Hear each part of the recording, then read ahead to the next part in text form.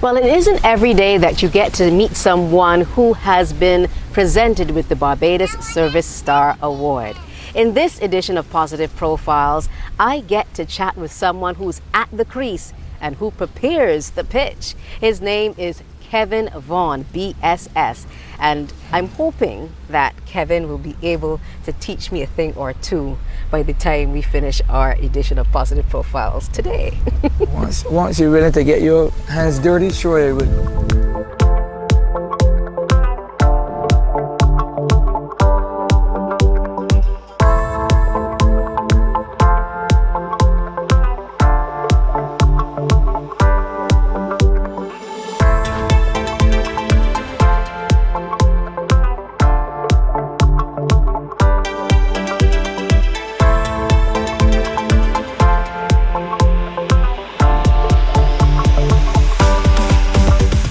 Tell me a little bit about how you got into maintaining the grounds and being a part of cricket to begin with. Good afternoon. To be quite honest, this journey started some 42 years ago in the neighborhood, playing with my friends. I fall in love with the game, instantly. It's something that I can't get out of me. It's in my blood now, in my genes, as people will say. You gotta get up early on mornings and go out there and take some sun, even some dew, to get the pitch or the field where it is right now at this present moment. As my Prime Minister would say, it's it's the best grounds in Barbados after Kensington Oval. So it takes a lot of hard work. What gives you the passion to make the preparations exactly what it is supposed to be? We get all the fame and the glory when we're, hitting the bat and bowling a ball, but it starts with who prepares that pitch. So where did you get that passion from? I get it from my brother who now resides overseas. He left there probably near 30 years ago. But prior to that, I had to in order for it to go cricket, I had to do something around the field. So that inspired me to love the game more, and it even lead me to do coaching and stuff that I'm still doing up to this day, 25 years later, with the Ministry of Sports and Youth and Development. So it's something that I really enjoy. It made me show the guys, some young fellas, some discipline in the community. I like that. I also coach fellas who even went on to play for West Indies and Barbados, etc. We want to bring it home from where you reside, Isolation Cavaliers. How has Isolation Cavaliers, from the team to the community to that pitch, brought everyone together in your estimation? See, it's so ironic that next year now we'll be celebrating 50 years as a club. 50 years, yeah. So you literally have been on that pitch from a babe. Like I took 42 years. I had to hit the road running from 10 years old. I was touring with my brother. And the team gets its name from where he lives, a gap named Isolation. Isolation Road? Isolation Road. All right. And there were more than 12 guys on that team who used to just walk down the hill and discover this pasture. And as they say, the rest was history. I don't know what to tell you. What I can tell you is that it's something that I love doing, and up to this day, I don't know. Isolation is it's such a household name now, not only in Barbados but even overseas, because we host a number of touring teams from the UK, as far as Australia, Scotland sometimes. So. And what kind of age brackets have you been catering to throughout the years? First thing first, we start with the grassroots program, which is on the 11s, on the 13s, on the 15s, and on the 19s. And we have a senior team, which is 2 senior teams, one that plays first division and one plays second division. With cricket being almost one of those sports here in Barbados where there's competition for other sports, how do you think the same Isolation Cavaliers have been able to impact young boys within the community in a positive light? See, with cricket, there's so much discipline in cricket. It teaches you work ethic. It teaches you to be respectful, and even it takes you away from that block culture for not only football, not crying no football not for 90 minutes, but it takes you for 6 hours. So it really impacts your life, as in, if you want to get somewhere in cricket, you have to work hard. It costs a lot of hard work. So it's not only on the field, but even when you are away from the game, it makes you to understand life in a way that, as I say, it's a gentleman's sport.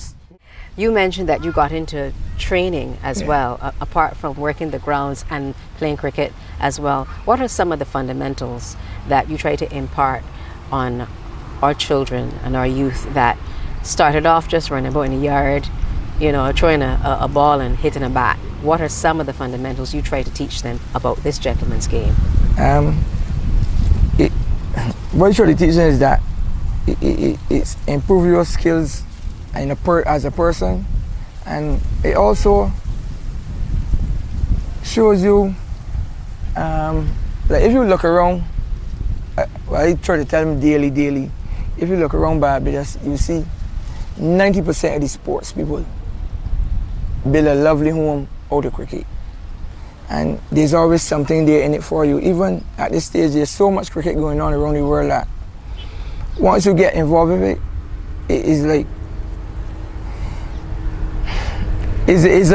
it's something that makes you want to do it repeatedly over and over. Even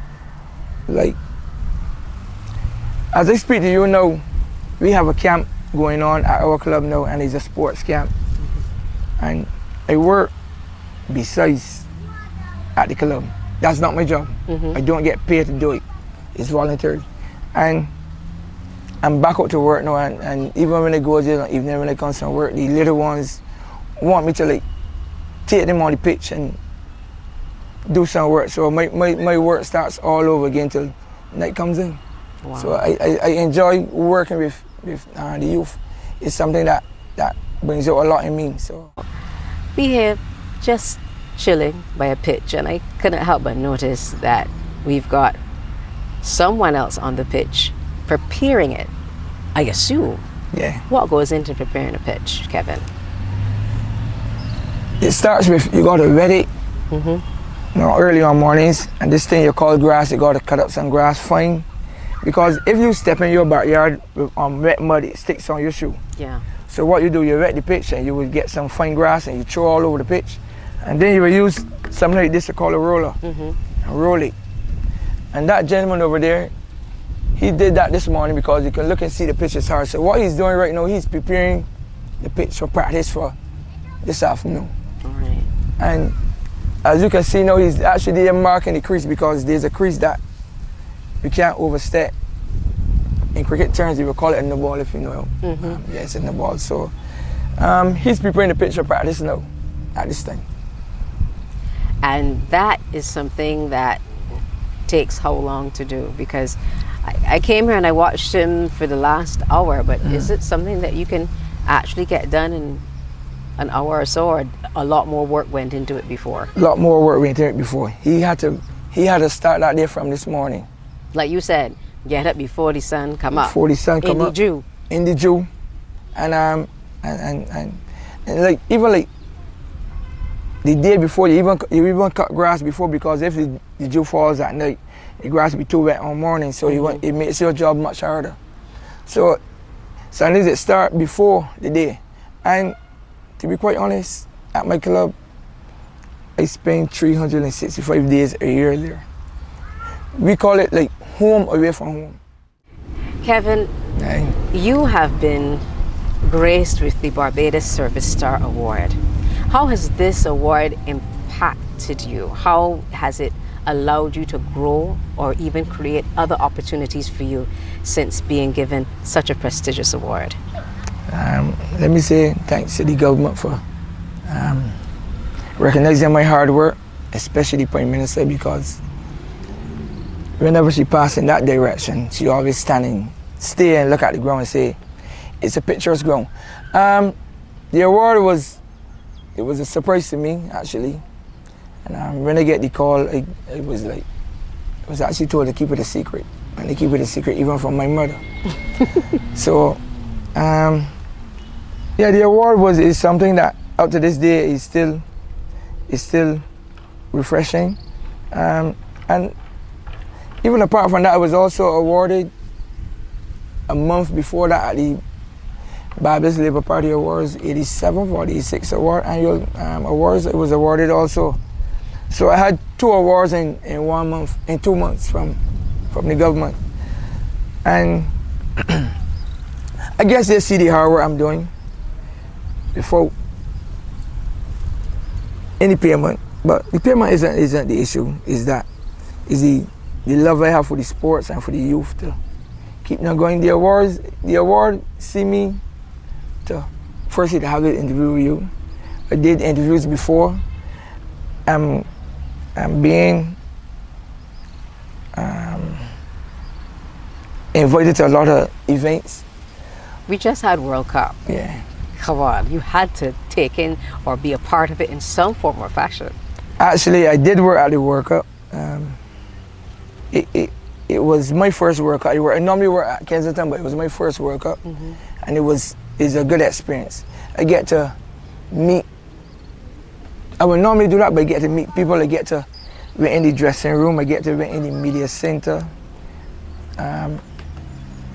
Do so many things that I would normally not do at cricket, as in if I were just working there. But during the World Cup, it was enjoyable.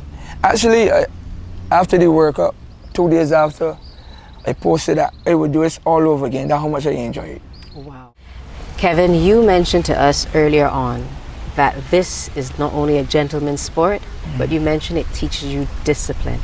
Have there been any young persons that you can think of that seemingly were going down the wrong path, live in the same neighborhood, but upon bringing them in to the Isolation Cavaliers, you help to see them grow and mold not only into a good cricketer, but a model citizen? To say one would be a lie. There's more than one. And at this present moment, I have one who's going to come out being a policeman sometime during this year. Probably soon. And where did their journey begin? He lives somewhere that what we would call a housing area, like bad plain housing area. And you'll be around people that you seen doing some of the wrongest things. And his mind was focused on cricket. That I personally made him the captain, so that would drive him out of the house every day to come from out of that environment. And like I told you, to this day, he's a policeman now. And we have one guy right now, president now, who was also, you know, he's the director of the camp right now today. So cricket makes you think different, it disciplines you, and it also show you teamwork as a cricketer, because if you're playing road tennis, if you use road tennis, it's only your one. But cricket now, it involves a team. So if we see someone going down the wrong way, we try to like tell them that you're doing the wrong thing, even if it causes you to, you know, you want a bat, but you want them, we give him a bat or a pair of shoes just to keep him playing all the time. So yes, there have been many youngsters that were going down the wrong road. Some, to tell you the honest truth, at our club, we would get 7 out of 10. 3 would go along, but we would get 7 out of 10. We don't get 3 and 7 go, we get majority. And that gives you the passion to continue. To keep going. Keep going. You gave me goosebumps with that story, though. Keep going. I gotta hand it to you. Well, you did say that catches win matches. Yeah. And if you caught 7 out of 10, it means that you've definitely been quite successful. Another positive profile to really embody and admire. Kevin Vaughan, BSS. I'm Kimberly Skeet, and you've been watching Positive Profiles.